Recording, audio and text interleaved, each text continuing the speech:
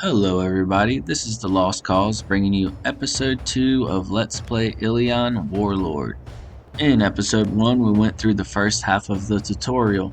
Now we're in the real world. Or not in the tutorial as it were. I'm sorry.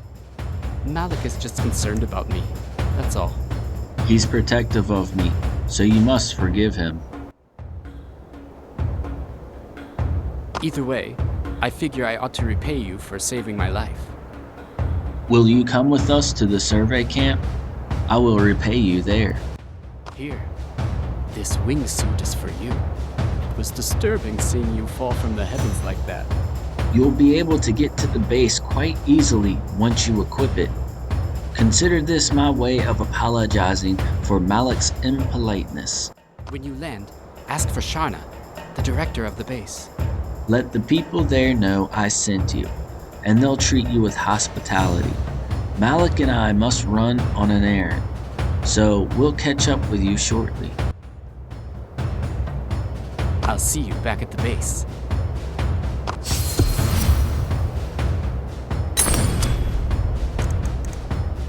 Okay, looks like we got a wingsuit.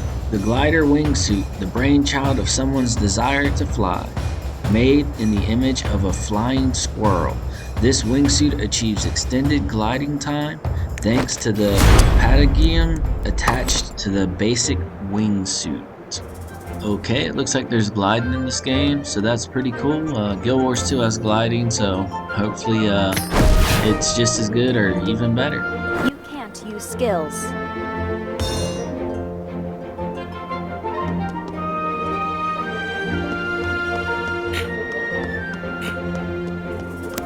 Well, I didn't get it on the first try, but we'll try again later. We'll just continue on with the story and then go from there. It looks like some of the NPCs haven't quite loaded yet, which could be my PC or it could be the graphics of the game. Not quite sure yet.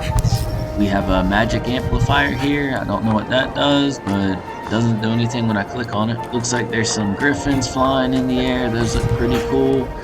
And I see a pumpkin with a witch's hat on it, so it's like a little cool Halloween thing. It is Halloween, of course.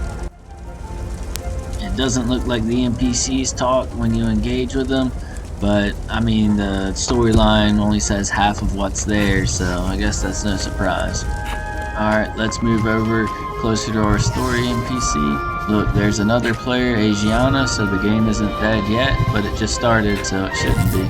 And here's Shauna. Who are you? I've never seen you around here. You helped sell them? You? I'm sorry, but I find that hard to believe. Selim really said that? You're not just some spy from the Antari just throwing words around to see what sticks?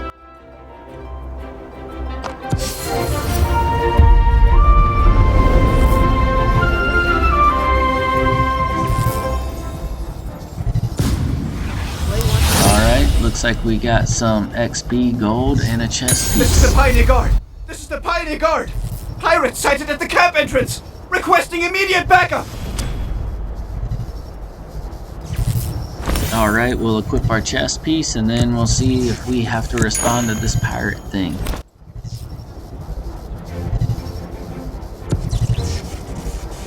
It can't be helped. Follow me. What do you mean, where to? To the camp entrance, obviously. Didn't you hear that there are pirates here? I need to provide support, and I can't leave you here by yourself. Oh, by the way, what should I call you? I'll remember it. My name is Sharna. Don't you forget it. Let's get moving. I hope you turn out to be on our side. Alright, now I guess I'll go follow her to the gate entrance and kill some pirates. But let's sell some junk to the merchant before we go over there and see what they have to offer. It looks like they have a few potions and like an exploration tool and stuff like that. Nothing real major that I'd be worried about getting right now. Alright, back to going to kill these pirates with Sharna.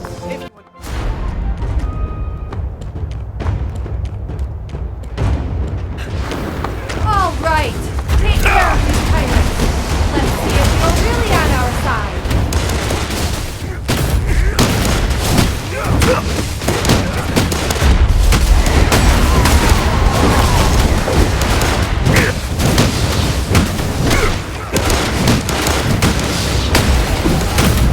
Nothing's gonna matter.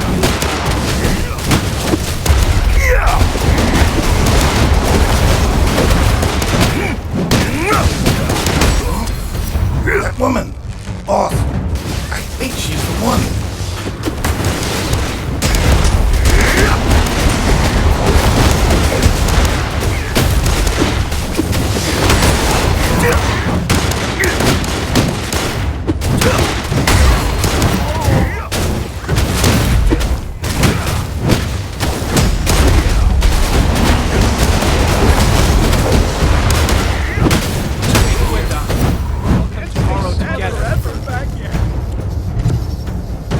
Things are finally getting under control. Those are the pirates that roam this area. They've made a routine of raiding the survey camp. Huh? Did you say those pirates know me? That's odd. I don't know anyone who's a pirate. Must be a misunderstanding. More importantly, I think you've proven you're not our enemy. Welcome to our survey camp. Let me introduce myself again. I'm Sharna, the interim head of the survey camp.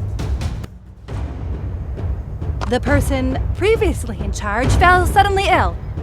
So for now, I'm in charge. Anyway, I'm looking forward to your help. Everywhere? Okay, she's either really shady or really lost.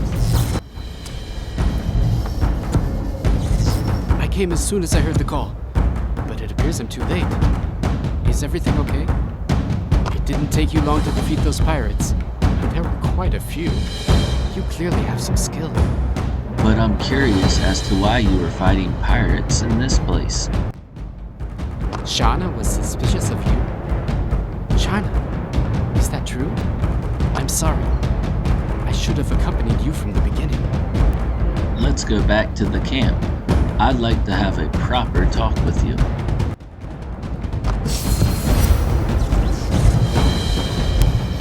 And it appears that those magic amplifiers are like magic turrets. So at least we figured out one mystery in this place. And then everything disappeared. So I guess I was in a story instance, but now that I'm back in the real world in that instance, everything disappeared. So it's good and bad, I guess, because I want a turret site to begin with to protect the survey site. What are we surveying? Why are we here? So hopefully some of this stuff will be explained later on, but it seems like I'm still in like a bit of a small tutorial, but we'll continue playing and see what's going on. Okay, there's a stone tablet here with a question mark. It's Plavis's archive. The stone slab is gleaming. Should you read it? Okay, a mysterious stone slab that I couldn't read. Now I got some magical mist floating in me, so maybe it gave me some sort of power? I don't know. Okay, it looks like I completed a quest to get XP, gold, and a book of some sort. Where are my manners? My name is Selim, and I travel the world with Malak here. Tyrion, where are you from? How did you come to fall from the sky? Inventus? There is no region by that name in Hearth. But it does sound oddly familiar. I wish I could remember where I'd heard it. However, I do have a guess at your identity. And the rumors that came from out west not too long ago gives me confidence about my theory. You probably came from another dimension on the other side of a portal. The name of this world is Hearth. In this world, there are interdimensional gateways made by the ancients called portals. I believe that you entered one of the portals and ended up in the territory of our Vulcan Parliament.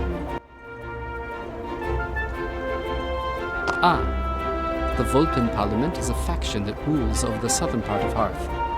Hearth is divided in half.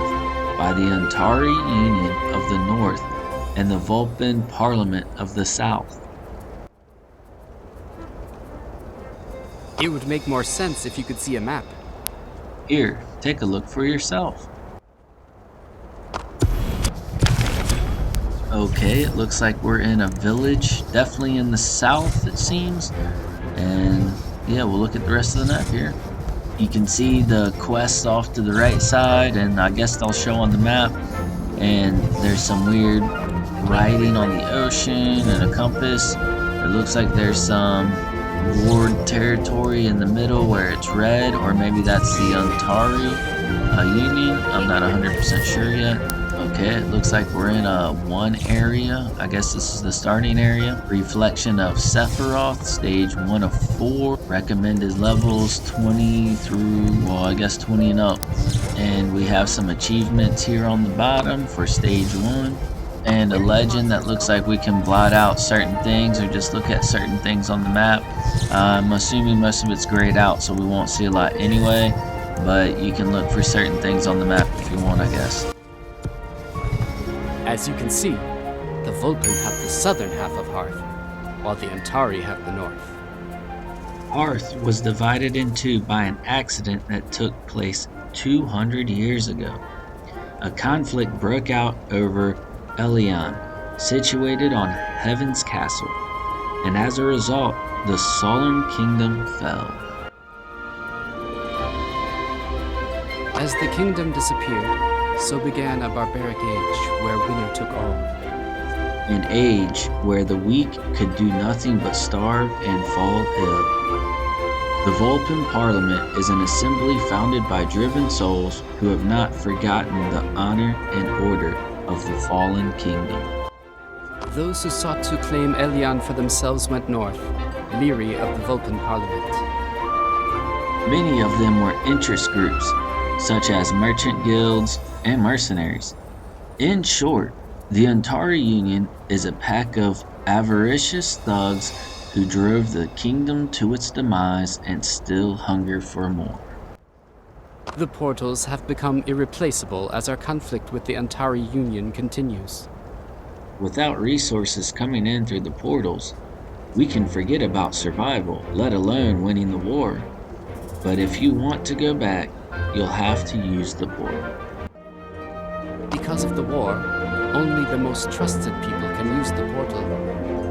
Which means that you, Tyrion, will have to prove your trustworthiness to the Vulcan Parliament if you ever hope to go through the portal and return to the Inventus. On that note, I'll help you get settled in Hearth. It may not be enough to repay you for your help, but I can at least begin to show my gratitude by teaching you the basics of living in Hearth. Follow Malik. He'll introduce you to some people. I hope to see you again soon.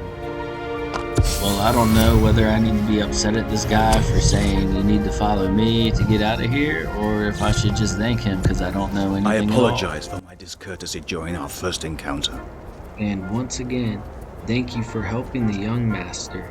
If not for you, something terrible could have happened to him. Whether or not you came from another dimension doesn't matter.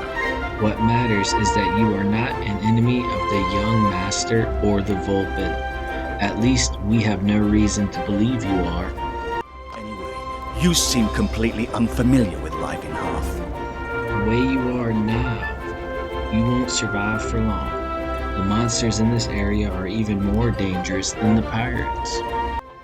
Let me teach you the basics of fighting as a warrior. You seem to have a decent foundation already, so it shouldn't take long. Meet me in front of the equipment merchant. We have to do it So I'm somehow. literally running around here at level 21, and they're still in the tutorial. Like, this is crazy. Like, why does the level even matter? Why am I 21 if I'm still learning how to fight as a warrior? Forward to working with you.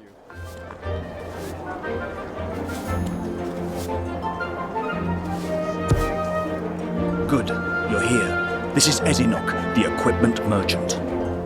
He's in charge of all the equipment used by the soldiers of this survey camp. Once you have your equipment, I'll teach you about combat. Once you're done talking to Isanak, go to Kanio, the artifact instructor. I need to go see the young master. Still not here, Malik? Join me as soon as possible. We have urgent matters to discuss. We have to do it somehow. So basically, Isanak is going to tell me that equipment is good for me, as if we didn't already know.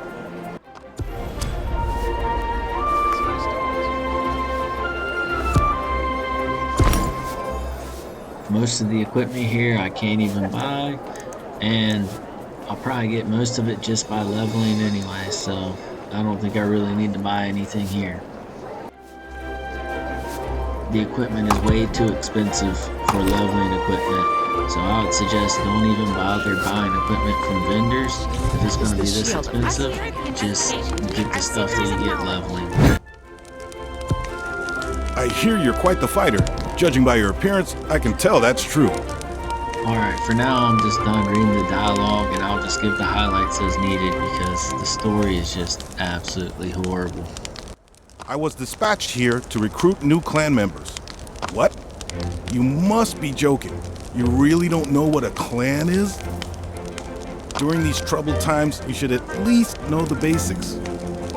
Whether entering a dungeon, entering the battlefield, or leaving for another dimension, you'll have nothing to fear with the clan members by your side. Ah, I almost forgot the most important thing. How you actually join a clan.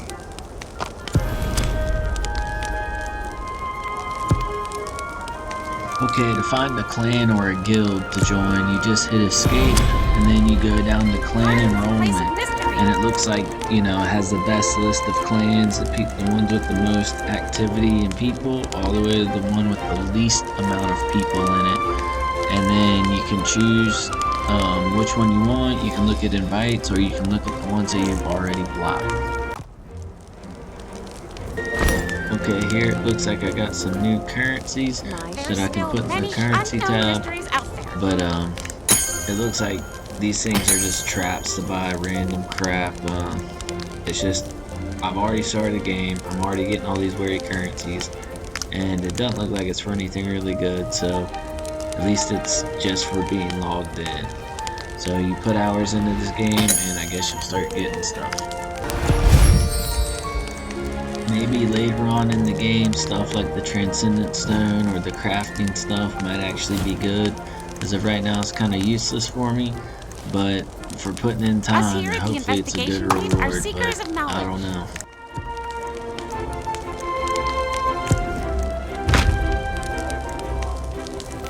It looks like the book I got from the stone earlier is part of a collection, and I get some dust for it, so we'll go ahead and start using this toward our achievement and see what we can get once we fill the whole thing up.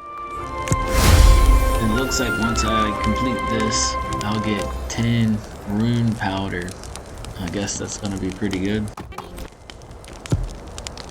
You can only join a clan within the same realm.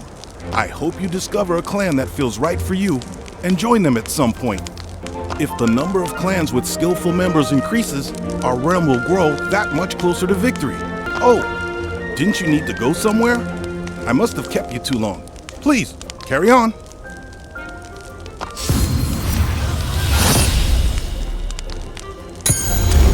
Basically, clans are just guilds, and I guess y'all get together and then you make the realm more powerful. I'm not sure if it's either through PvP or doing dungeons or something, but I'm assuming since this is a heavy PvP game that if your clan is really good, then it'll help defeat the Antari that are on the other side and bring victory to the realm. Here there's a box that has stuff that'll help my clan, I guess, or do something to help the clan, which I'm not sure how that'll work, but if I ever join a clan, we'll figure it out. Now we'll continue on with the story, which is more like a tutorial. Even though I'm already in the level 20s, we're still on the tutorial. I see a horse here. Hopefully if this game has mounts, I'll be able to get a horse kind of like that one.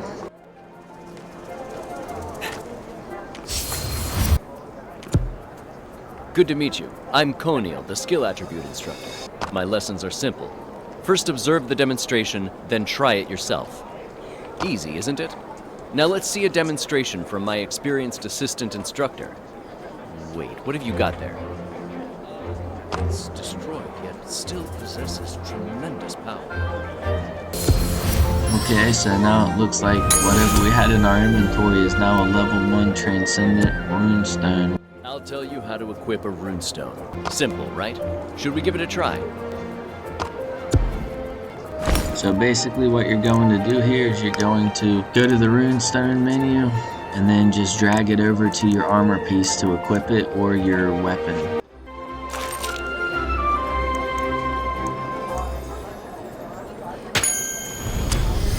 Ooh, can you feel the power of 1 skill point?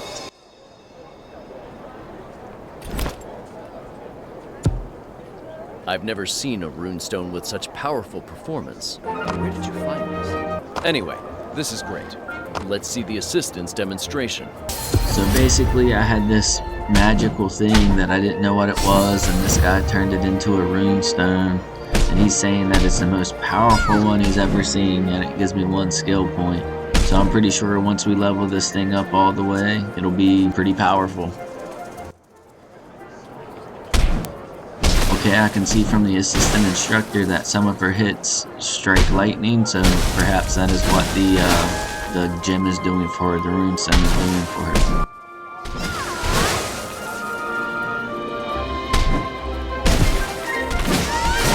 As you have just seen, skill attributes allow you to enhance a skill's effects or grant it a totally different effect. I'll explain skill attribute points now.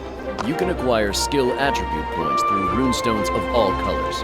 You can activate a skill attribute with skill attribute points you acquired. Now that you've acquired skill attribute points, let's activate a skill attribute from the skill window.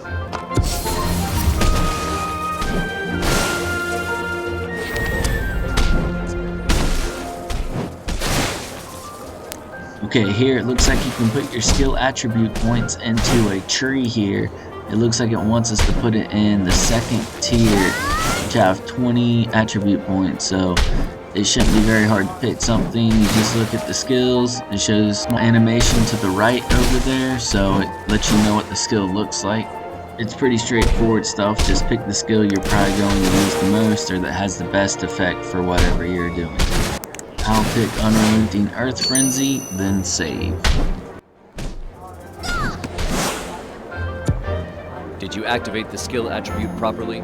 You can change the set skill attribute anytime. Each skill has 4 skill attributes. It's time to experience skill attributes for yourself.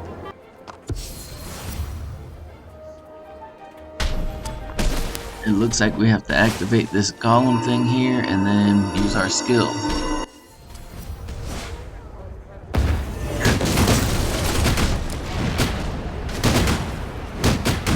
I'm definitely not disappointed in skill animations and things such as that. I think they're pretty good in this game.